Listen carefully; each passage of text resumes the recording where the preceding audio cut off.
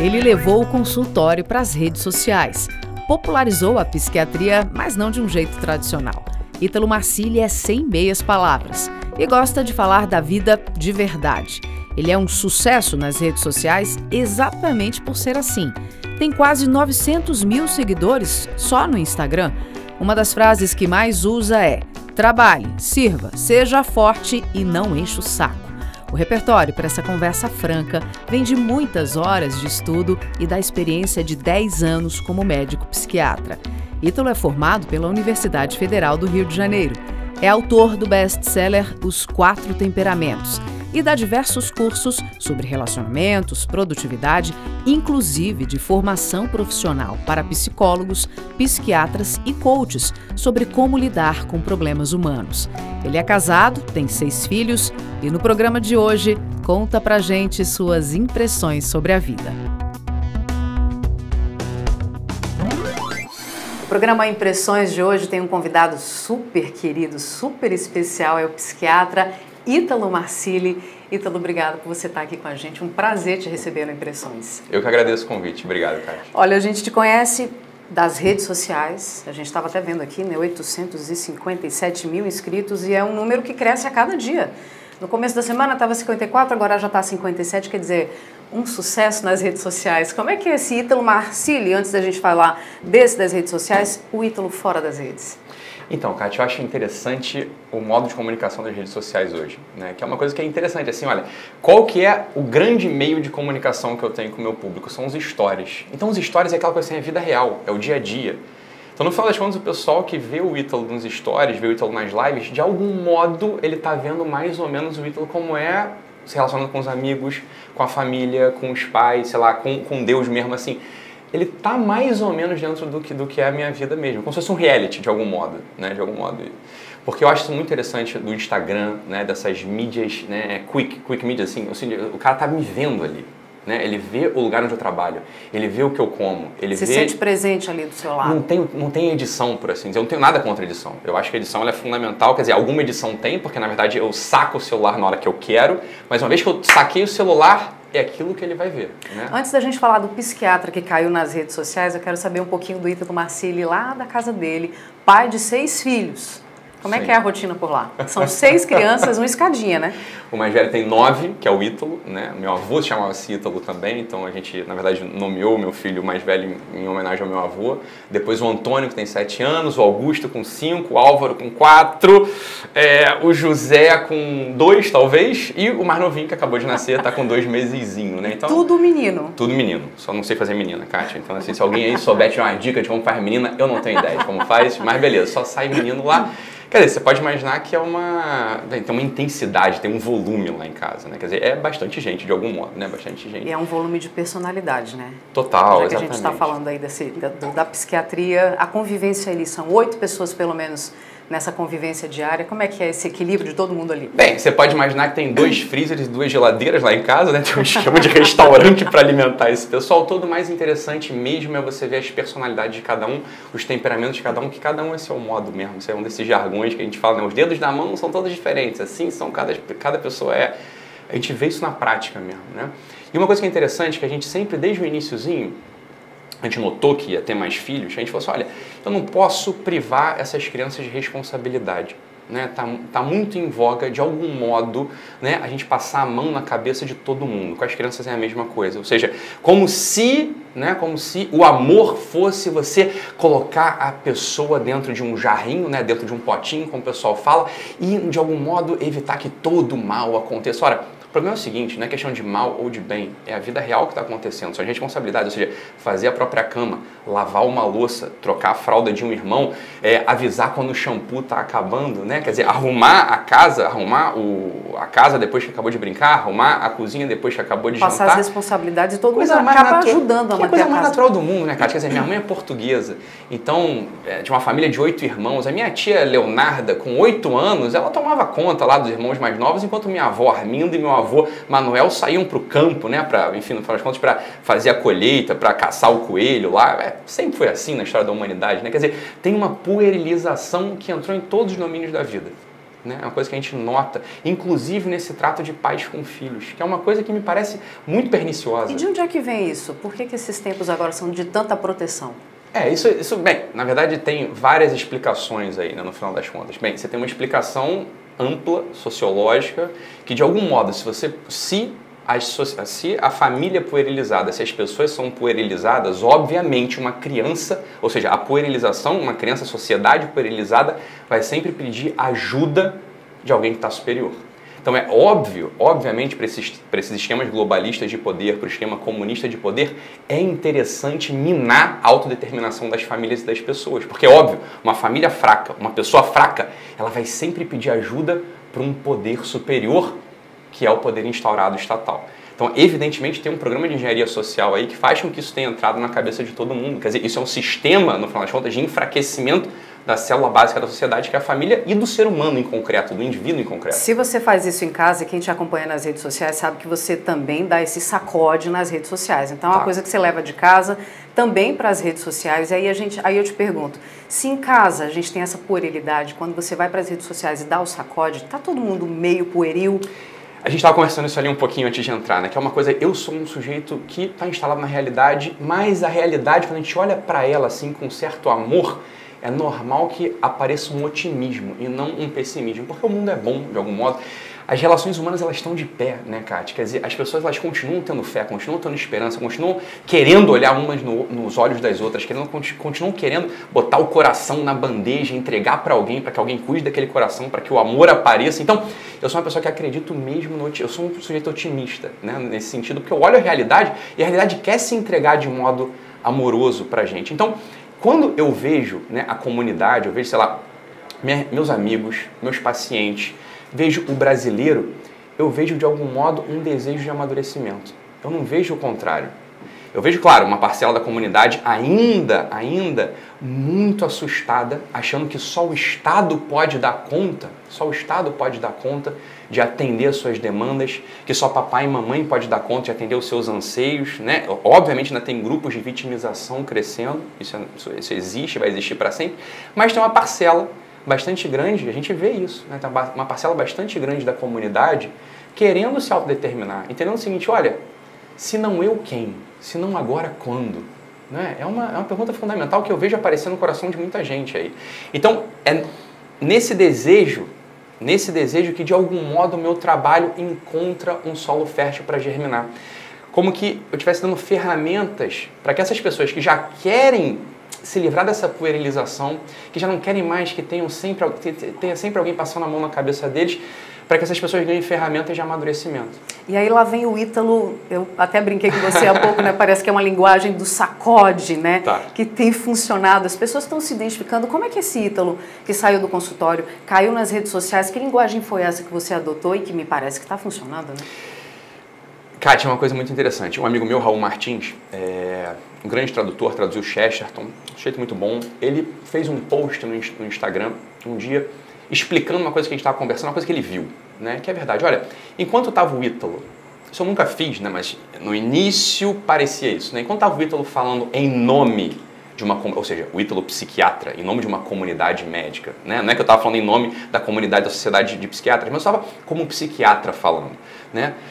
Enquanto estava o Ítalo ali em nome de uma comunidade, evidentemente tem uma perda de força. Quando aparece um sujeito falando desde o próprio coração em primeira pessoa, a força aparece. É como se o sujeito tirasse todas as máscaras e colocasse ele ali na frente. Quando isso acontece, a gente vê isso em vários domínios, domínio político, né? Claro, esses dias o nosso presidente foi acusado, entre aspas, pelo presidente da França de que é um sujeito que não tem postura, né? Não tem postura.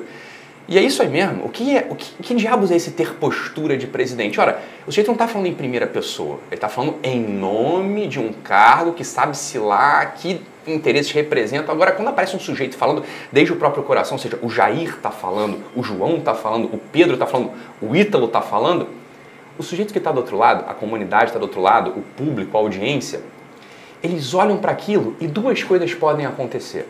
A primeira é uma identificação. O sujeito fala assim, cara, eu podia estar falando assim também. Por que diabos eu estou falando, sei lá, em nome do meu vizinho? Por que diabos eu estou falando em nome de uma comunidade que sequer me ama? Né? Então tem uma identificação.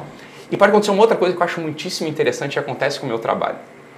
A pessoa pode odiar aquilo. Mas olha, ela está odiando uma pessoa.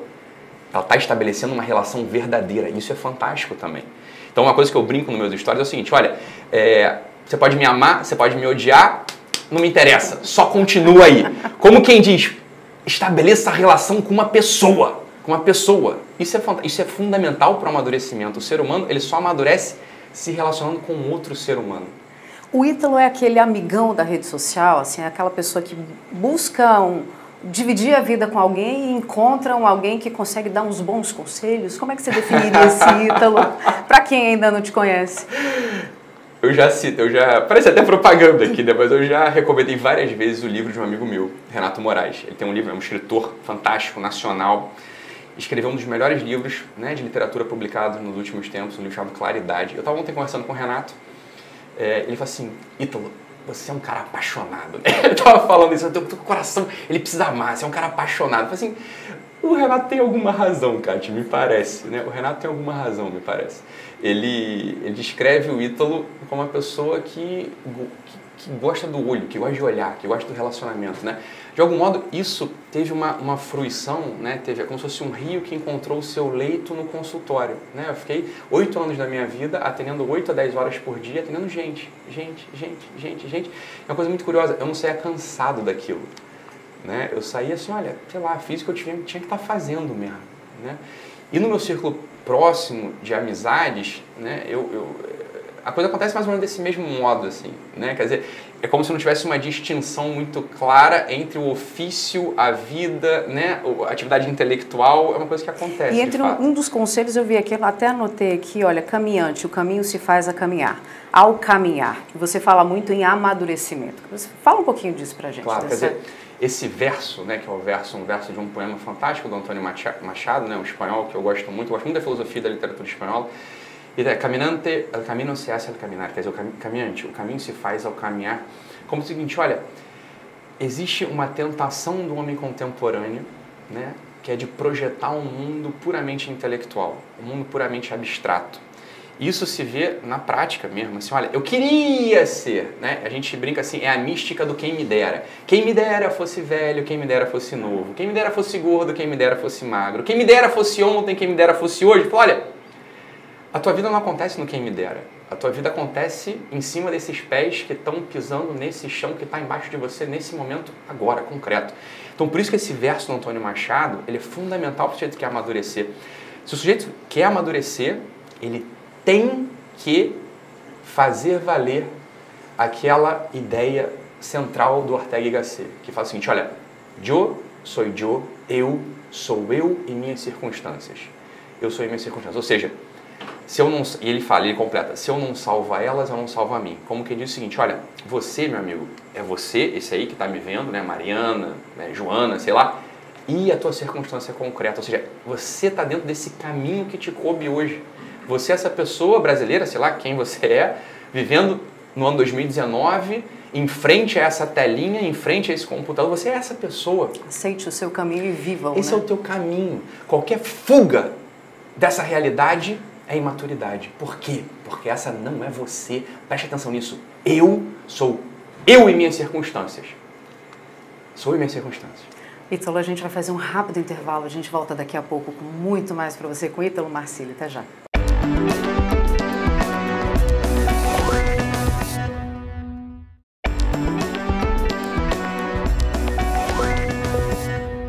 A gente está de volta aqui no Impressões com um papo super especial com o psiquiatra Ítalo Marcílio. No bloco anterior a gente estava falando de a pessoa aceitar a sua própria vida e dentro do que você coloca lá nas suas redes sociais, uma delas é Bem-vindo ao Mundo Real. Eu me lembrei daquele filme do Matrix, das pílulas, né? Da vermelha, da azul. É meio um pouco disso, de você tomar a pílula da realidade, é isso? Eu gosto dessa imagem do Matrix, mas eu prefiro uma outra, Kátia. Qual? Que é a imagem do Senhor dos Anéis. Quem assistiu ao filme ou quem leu o livro do Senhor dos Anéis vai lembrar que é o seguinte, olha, tem uma sociedade que se forma em torno de um objetivo, de um projeto, que é destruir um tal de um anel. Quer dizer, um anel que quando o sujeito o porta, quando o sujeito o veste, quando ele calça o anel, o que acontece com aquele homem? Ele ganha um poder esquisito que ao mesmo tempo o destrói. Não é isso? Lembra Sim, da história do filme? Claro. E toda a aventura do filme é tentar destruir o anel. O anel, ele é um símbolo tradicional, né? A tradição simbólica coloca o anel como o símbolo de um mundo fechado, de um mundo imaginário. Como quem diz o seguinte, o sujeito que se fecha no mundo de fantasia, no mundo imaginário, ele tem uma aparência de poder. Uma aparência de poder por quê? Porque ele está lidando com um mundo que ele controla, mas controla só na cabeça. Acontece que a realidade ela não é assim. A realidade ela está toda hora informando, ela está dando informações novas. Pessoas entram na sua vida, pessoas saem da sua vida, desejos aparecem no seu coração e esses desejos às vezes são conquistados, às vezes são frustrados, enfim. O mundo real está sempre rompendo esse anel que o sujeito deseja fechar no seu mundo imaginário. Outro exemplo, outro símbolo tradicional desse mundo fechado é o caldeirão da bruxa, a obra de feitiçaria. Como é o caldeirão da bruxa? O caldeirão da bruxa também é um círculo, só para pensar. O que é o caldeirão da bruxa?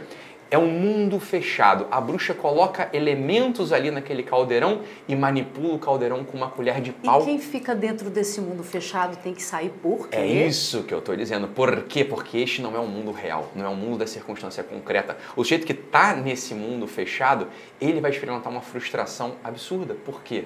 Porque esse não é o mundo dele. Ele vai estar criando um imaginário, e é isso que todos os contos de fada, né, o Tolkien, enfim, e os contos de bruxa contam pra gente. Olha, o sujeito que calça o anel, o sujeito que está dentro de uma obra de feitiçaria, ele vai envelhecer, ele vai ficar feio como a bruxa, ele vai ficar esquisito como o Sméagol. Por quê? Porque ele está se frustrando de receber a realidade. A realidade é o trono da verdade. E para você sair dessa realidade tem que se dizer verdades, né? As pessoas têm que ouvir aquilo que dói. Perfeito. Inclusive. A verdade ela nem sempre dói, às vezes liberta, enfim, no final das contas a verdade, ela é a realidade onde a verdade acontece. Essa é a coisa maravilhosa. E só pode ter vida humana com verdade. Por quê? Porque a verdade e a liberdade são pares, elas estão sempre associadas. Você só consegue ter liberdade quando você tem uma vida de verdade. E a vida de verdade, ela só aparece numa vida plenamente livre. Por que é que a liberdade ela é importante para o homem? Porque o que é a vida humana, Kátia? Essa é uma pergunta. A vida humana ela é narrativa. A vida humana é essa história que a gente está escrevendo. Se a gente está escrevendo uma história falsa, ou seja, sem verdade, ou uma história sem liberdade, você vai chegar no leito de morte, você vai chegar no final da sua vida e certamente, ao olhar para trás, você não vai encontrar consistência nessa vida vivida. Você vai olhar para trás e vai pensar, quem viveu essa vida? Ora, se a vida foi falsa e se a vida não foi livre, ela não foi minha, portanto. E as pessoas que buscam felicidade e vivem nesse mundo irreal, acho que então, pelo que você está me dizendo aí, não vão tentar chegar a descobrir o que é essa felicidade. É claro, quer dizer, não tem, dificilmente você vai ter alguém que fala assim, Ítalo, eu quero mesmo ser triste, eu quero mesmo... Não, as pessoas querem ser felizes, todo mundo... E o que é a felicidade? Bem, a felicidade é justamente a trama dessa vida plena. A vida plena, ela vai te deixar uma pessoa feliz. Ou seja, o sujeito que vive dentro da dignidade humana, ou seja, que ele vai atualizando, ou seja, ele vai realizando aqueles projetos humanos que cabem a ele realizar, né? Cabe a você, Kátia, cabe a mim, Ítalo, você enquanto mulher que tem sua circunstância, eu enquanto homem que tenho a minha. Se a gente vai realizando esses projetos que aparecem na nossa vida, vai aparecendo uma coisa esquisita. Essa coisa esquisita que a gente costuma chamar de felicidade. Quando a gente frustra esse projeto porque a gente caminha à margem da verdade ou à margem da liberdade, aparece um outro movimento estranho, que as pessoas chamam de vazio, de crise existencial, de tristeza muitas vezes. Isso também a gente pode chamar de infelicidade. Todo o domínio da ética, né? Que disciplina estuda isso que a gente está falando aqui? É justamente a ética. A ética não é para falar de político que rouba em Brasília. A ética é o seguinte, é a disciplina que fala, olha, existe um caminho dentro da liberdade e dentro da verdade que faz com que o homem seja feliz. E esse caminho, ele não é titubeado, ele não é um caminho chutado. Existem certas balizas, né? É como uma estrada. Bem, você pode ir pela pista da esquerda, pela pista da direita, você pode até ir pelo acostamento de vez em quando, mas tem um caminho. E esse caminho, quando ele chega lá na depressão, o que acontece? Qual foi o caminho que leva a isso? Pois então, o que é a depressão? A depressão é multifatorial. A depressão ela pode ter um componente químico, né? Químico. Ou seja, há algo no seu sistema nervoso central, algo no seu cérebro que não está funcionando. Então você pode ter uma deficiência de serotonina, você pode ter de dopamina, enfim, uma coisa bioquímica que, bem, pode ser explicada por uma questão orgânica, né? Você pode ter uma carência de algum hormônio que pode te levar a deprimir. O que é a depressão? A depressão é uma redução do espaço vital. O sujeito, ele se sente encolhido, espremido, como quem não consegue mais experimentar prazeres, como quem não consegue se projetar com ação no mundo. Isso quem teve depressão experimenta isso. Né? No momento da minha vida, eu tive uma depressão, fiz um burnout, que é um tipo de depressão. Né? A experiência é rigorosamente essa. Você começa a se encolher, você não consegue experimentar sabores, desejos, prazeres, ou seja, você não quer se projetar na vida, a tua ação reduz, e é claro que isso vai abrindo um sentimento de tristeza. Porque é claro, o sujeito que está se vendo comprimido, o que ele está perdendo? A liberdade, propriamente. E aí, para sair disso, tem uma frase sua que é assim, ó, trabalhe, sirva, seja forte, não enche o saco. Tem a ver? Essa é uma das formas, quer dizer, por isso eu falo, existe a forma bioquímica de depressão que essa frase não vai servir para nada. O sujeito precisa tomar remédio. Né? Mas o ser humano, ele é um ser, por assim dizer, multiaxial. Ele não é só um ser bioquímico, isso seria um reducionismo absurdo. Né? Você falar que o ser humano, ele, afinal das contas, é um composto de química. O ser humano tem isso, mas ele não é isso. Ele também é um ser individual que se relaciona um a um. Ele também é um ser social que se relaciona com a comunidade. Ele é um ser religioso que se relaciona com o seu Deus. Bem, é um ser que tem linguagem. Todos esses são domínios que têm que ser vistos no homem, tanto o homem doente quanto o homem saudável. Então, é claro que para o homem que não está deprimido por uma questão bioquímica, existem outras abordagens. Se a gente for parar para pensar, a gente está muito acostumado com as abordagens freudianas aqui no Brasil, com a terapia cognitivo-comportamental também.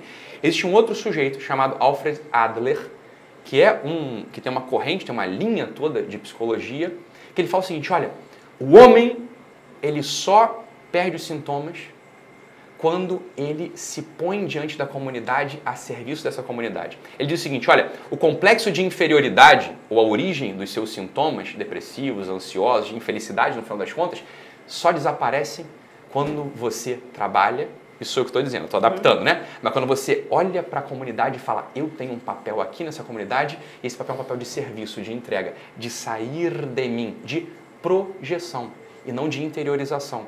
É um movimento de saída e não de entrada encarcerada. Por isso que essa frase, esse adágio, né, que está lá, quem me segue sabe, trabalhe, sirva, seja forte e não encha o saco.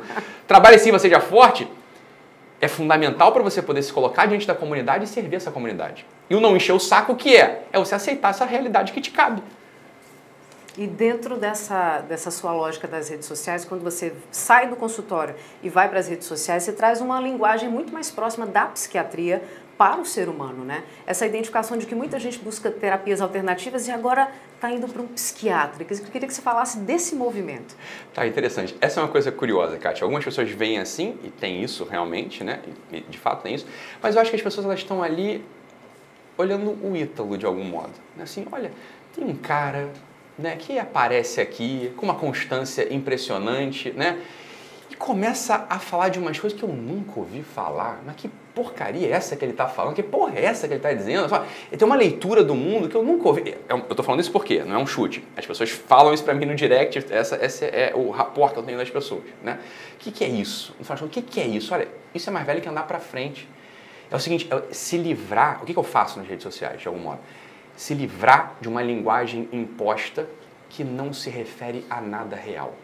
A gente aparece no mundo hoje, pelo menos há 40 anos, que a gente está encarcerado pela linguagem. Você olha para a grama e você não pode dizer que a grama é verde, você não pode dizer que o céu é azul, você não pode dizer que, olha, você é um verme que não vale nada, porque eu sei que você não vale nada, eu não valho nada, porra. Por que eu vou ficar passando a mão na tua cabeça? Eu sei que você não vale nada, porra. Eu sei que você é feito de barro também, igual a mim, eu sei que a tua perna, o teu pé é de barro, você não vale nada, eu sei onde você tropeça, meu amigo. Porra, para de querer me enrolar. Isso vem da experiência do dia a dia de consultório, do ser humano. O ser humano é todo igual, ele tem ali uma antropologia que funciona para todo mundo, né? Então, ou seja, os motivos de queda são muito parecidos.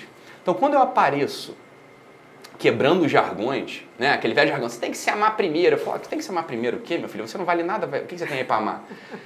O pessoal fica assim, meu Deus, mas falando quando você... Dá o choque, mas para prestar 1 milhão de pessoas estão falando, é isso mesmo. Eu olho no espelho e falo, não vale mesmo muita coisa. Eu sei que eu sou um trambiqueiro, eu sei que eu sou um treteiro, eu sei que eu não vou visitar minha tia que está doente, eu sei que eu não devolvo o telefonema para minha mãe. Eu falei, porra! Eu sei que eu tenho vontade de roubar no trabalho. Eu falei, porra! Ítalo, a gente tem tanta coisa para falar e o tempo está acabando, mas só para não perder, você tem o Guerrilla Way. Que eu queria que você falasse um pouquinho do Guerrilla Way. O Guerrilla Way, eu posso apresentá-lo de 1000 modos, eu queria apresentá-lo de um modo para você. O Guerrilla Way é um passo de carinho, de cuidado com a audiência. Em que sentido? Eu entro todo dia gravando lives de 20 minutos. E eu sei que as lives, elas são tocantes na maior parte delas. As pessoas olham para aquilo, eu vejo porque eu saio no shopping, as pessoas batem foto, agradecem, ficam tocadas. Então é uma coisa que acontece pronto, simples assim, né? Não é nada.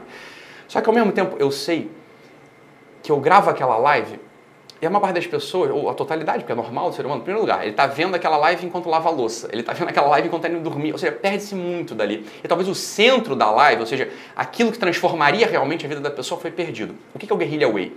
O Guerrilla Way é um programa de assinatura, concretamente falando, que pega a temática da semana e transforma aquilo em exercício de fácil aplicação na vida da pessoa. Ou seja, a pessoa recebe um PDF lá com os exercícios, ela vai ler aquilo e vai aplicar aquele exercício na sua vida. São exercícios referentes a alguma live daquela semana, alguma live importante que a gente tinha deixado passar. Para que a pessoa tenha de fato um ganho consistente. Então isso é o Guerrilla Way. Esse ganho consistente é sempre no sentido de amadurecimento. Ou seja, no sentido de aumentar a capacidade da pessoa de amar, no sentido de aumentar essa liberdade da qual a gente falava, no sentido de aumentar a possibilidade da pessoa ver verdade na vida. Ítalo, nosso tempo acabou. Ah, que pena! Eu agradeço imensamente a sua participação aqui no Impressões e espero que a gente se encontre outras vezes. Claro, óbvio. Obrigada. Eu que agradeço.